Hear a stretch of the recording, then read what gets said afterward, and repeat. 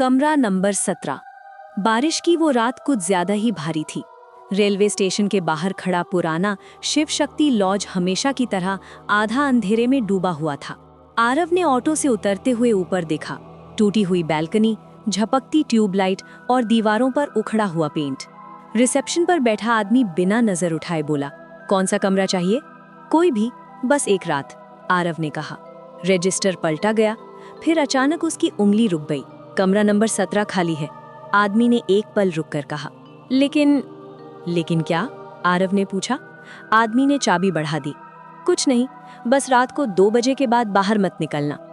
आरव हल्की हंसी हंस दिया। ऐसी बातें वो पहले भी सुन चुका था। कमरा नंबर 17। कमरा साफ था, ज्यादा नहीं, बस काम चलाओ। खिड़की के बाहर रेलवे लाइन दिख रही थी।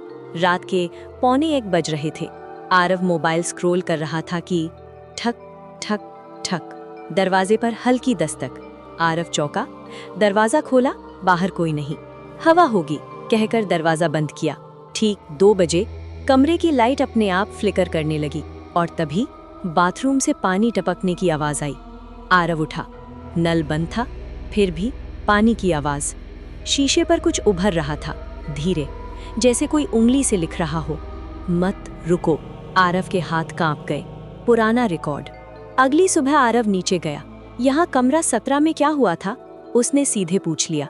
रिसेप्शन वाला आदमी सिगरेट बुझाते हुए बोला, 3 साल पहले एक लड़की ठहरी थी, नाम नेहा, रेलवे पुलिस की ट्रेनी थी। आरव चुपचाप सुनता रहा। एक रात वो अचानक गायब हो गई। सुबह उसका बैग, मोबाइल सब कमरे में था, बस वो नहीं थी। केस? आरव ने पूछा। आदमी हंसा। रेलवे लाइन के पास उसकी लाश मिली, सुसाइड बताया गया। आरव को याद आया, खिड़की के बाहर वही लाइन, दूसरी रात। आरव जाने वाला था, लेकिन किसी वजह से रुका। उस रात उसने जानबूझकर लाइट बंद रखी। 2:01 AM। ठंडी हवा चली। कमरे के कोने में एक परछाई उभरी। धीरे धीरे उसने शक्ल ली। सफेद कपड़े, बिखरे बाल। आवाज आई, तुम भी सच जानने आए हो? आरव की आवाज नहीं निकली।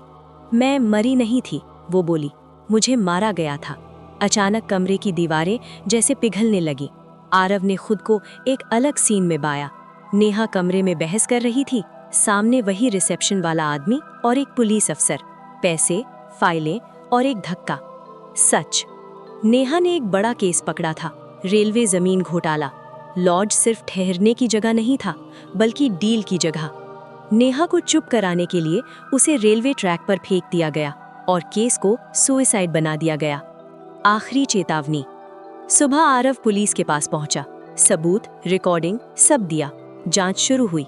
3 दिन बाद लॉज सील कर दिया गया। रिसेप्शन वाला और वो अफसर गिरफ्तार। आरव स्टेशन से जा रहा था कि मोबाइल में एक अनजान मैसेज आया, अब मैं जा सकती हूँ, धन्यवाद। आरव ने पीछे मुड़कर देखा। शिव शक्ति लॉज की 3री मंजिल, कमरा नंबर 17 की खिड़की पर एक साया खड़ा था और फिर खिड़की बंद हो गई। And line. वीडियो क्लोजिंग के लिए। कुछ आत्माएं डराने नहीं, सच सामने लाने आती हैं।